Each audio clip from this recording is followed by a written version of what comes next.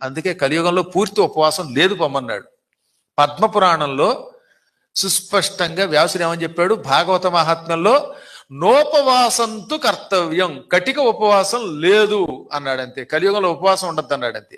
ఒకవేళ మీరు ఏకాదశి నాడు ఉపవాసం ఉండవలసి వచ్చినా పాలో పండు కనీసం అన్నం భిన్నం చేసుకుని, అనగా బియ్యం ఆడించగా వచ్చిన రవ్వతో ఉప్మా అయినా ఎంతో అంతో చేసుకుని తినండి. ఏమీ తినకుండా ఖాళీ కడుపుతో ఉండద్దు, అది దోషం అన్నాడు ఆయన.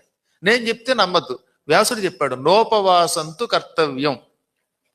భాగవత్ సప్తాహంలో 7 రోజులు ఉపవాసం పూర్వం ఉండేవారా? ఇప్పుడు ఏమంటున్నాడు, భోజనం తువరం మన్యే కథాశ్రవణ కారకం.